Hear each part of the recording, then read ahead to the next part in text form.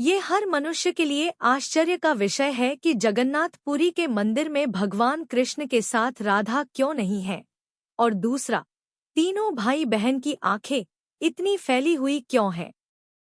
इस भारत में कई प्रकार के मंदिर हैं जो विभिन्न देवी देवताओं को समर्पित है।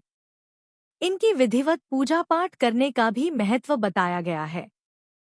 हर मंदिर में जितने भी भगवान की प्रतिमा या तस्वीर है, सभी में भगवान का चेहरा उनके मानव रूप के अनुसार ही दिखाया गया है।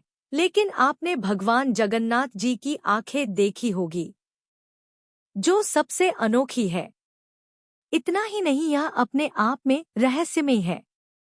भगवान जगन्नाथ श्री कृष्ण के ही रूप है। अब ऐसे में इनकी आंखें इतनी बड़ी क्यों है, इसके बारे में जानने की उत्सुकता होती है। आइए इस लेख में ज्योतिषाचार्य पंडित अरविंद त्रिपाठी से विस्तार से जानते हैं। विषय में एक प्रसिद्ध पौराणिक कथा है। एक बार माता यशोदा माता देवकी के साथ द्वारका पधारी। वहां कृष्ण की रानियों ने माताओं से कृष्ण के बचपन की लीलाओं का वर्णन करने का अनुरोध किया। उनके साथ बहन सुभद्रा भी थी। माता यशोदा ने कहा कि वह उन्हें कृष्ण तथा उनकी गोपियों की लीलाएं तो सुना देंगी, पर ये कथा कृष्ण और बलराम के कानों तक नहीं पहुंचनी चाहिए। सुभद्रा द्वार पर पहरा देने के लिए तैयार हो गई। माता ने लीलाओं का गान शुरू किया। भगवान की लीला का रसपान करने में सब अपनी सुध-बुध खो बैठे।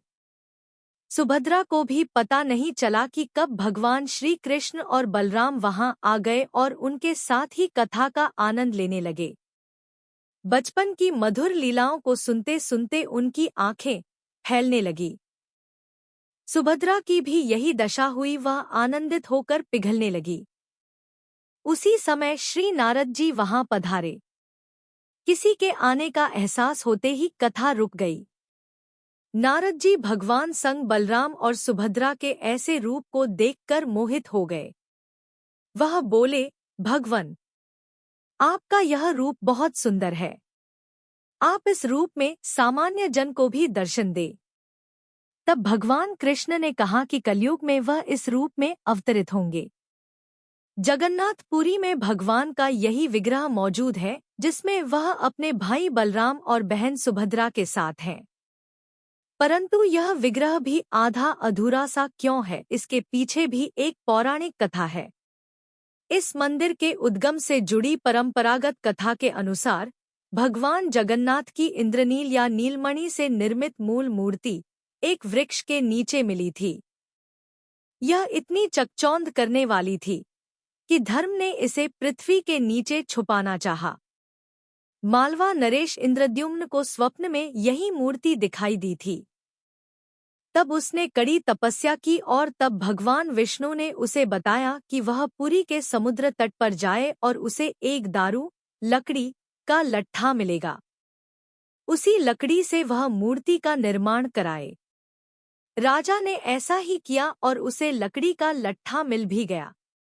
उसके बाद राजा को विष्णु और विश्वकर्मा बड़ी कारीगर और मूर्तिकार के रूप में उसके सामने उपस्थित हुए। किंतु उन्होंने यह शर्त रखी कि वे 1 माह में मूर्ति तैयार कर देंगे, परंतु तब तक वह एक कमरे में बंद रहेंगे और राजा या कोई भी उस कमरे के अंदर नहीं आए। माह के अंतिम दिन जब कई दिनों तक कोई भी आवाज नहीं आई, तो उत्सुकतावश राजा ने कमरे में झांका और वह वृद्ध कारीगर द्वार खोलकर बाहर आ गया और राजा से कहा कि मूर्तियां अभी अपूर्ण हैं, उनके हाथ अभी नहीं बने थे। राजा के अफसोस करने पर मूर्तिकार ने बताया कि यह सब दैववश हुआ है और यह मूर्तियां ऐसे ही स्थापित होकर पूजी जाएंगी। तब वही तीनों जगन्नाथ, बलभद्र और सुभद्र की मूर्ति स्थापित किया गया।